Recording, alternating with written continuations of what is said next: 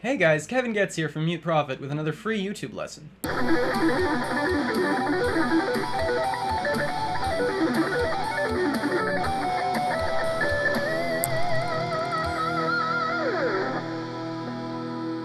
Now, as some of you might have noticed, I uploaded two videos at once today. Both of them are about the modes.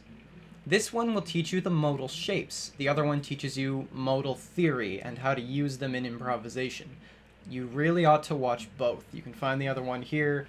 Check them out in any particular order. Since you're already here, I guess go with this one for now. Now, in all my time teaching guitar and learning guitar, I've never seen the modes taught in quite such a simplistic way as what I'm going to show you today. We're going to break each mode down into 3-note per string sequences that all consist of some combination of the intervals root, whole, whole,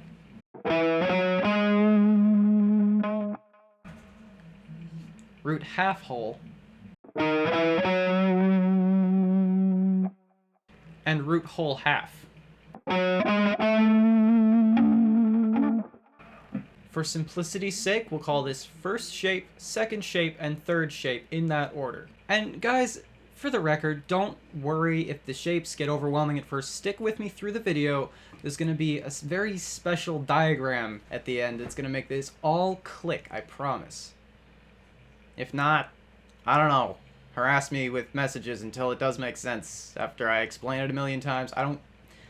I've taught so many students this way. I'm as confident as I can be. This is really going to help if you are confused by the way the modes link together. Now, for those of you who aren't aware, when you transition from the G string to the B string, you're going to jump up 1 fret. Just because of the way guitars are tuned, that's necessary.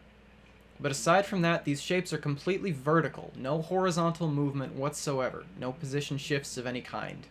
Alright, so for the first mode, which is the major scale, the Ionian mode, this is actually where we get the names first shape, second shape, third shape, because of the order they're played in this scale, which is totally simple. First shape twice, second shape twice, third shape twice. So that looks like this.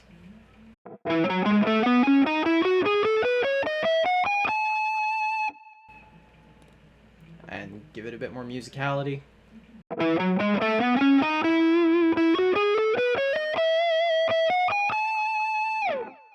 So you can hear these are 2-octave shapes for every mode. We're playing them 3-note per string because those odd note groups are really good for us shredders. You can emphasize them in a way that makes them sound just like straight 16th notes like I just did. And yeah, let's keep moving. Dorian is going to be third shape once, first shape 3 times, second shape twice. And I'm playing all of these in the key of E so you can hear the tonal difference between them.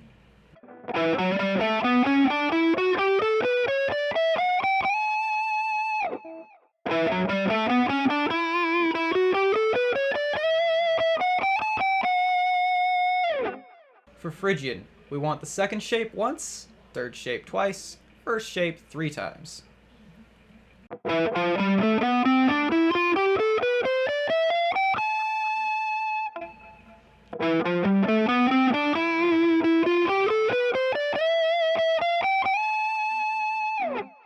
For Lydian, we're going to play the first shape once, the second shape twice, third shape twice, and the first shape once again. So you can think of this kind of like the same as the major scale if you took the second first shape out of the major scale and then stuck it at the very end. So, and I don't want to complicate things, so forget that analogy if it just confuses you. This will all make sense at the end with a nice fancy diagram, don't worry.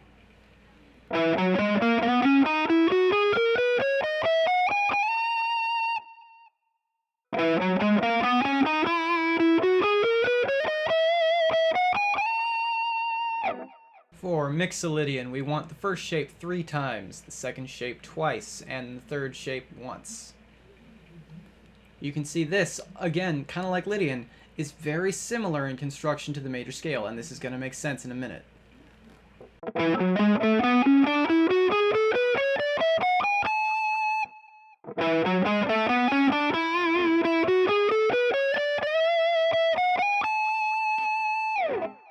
Now we're looking at Aeolian. This is also called the natural minor scale. We want the third shape twice, the first shape 3 times, and the second shape once.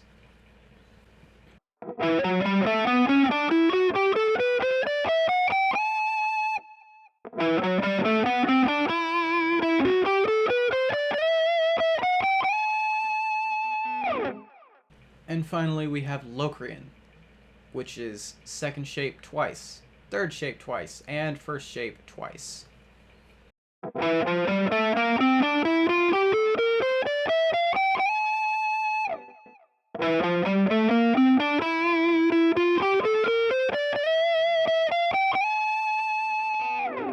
Alright, that was easy enough. And now we're finally going to look at the relationship between the modes, that stubborn bit of theory that eludes so many guitarists.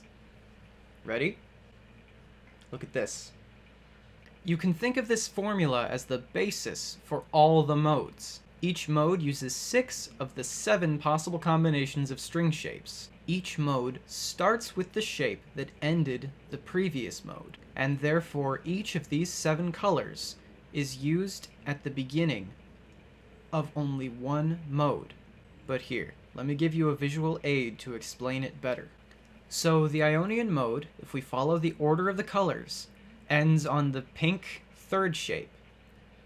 And the pink third shape starts the Dorian mode after it, and it then follows into the one use of the first shape that doesn't make its way into the major scale, and then it just cycles back through the order of colors.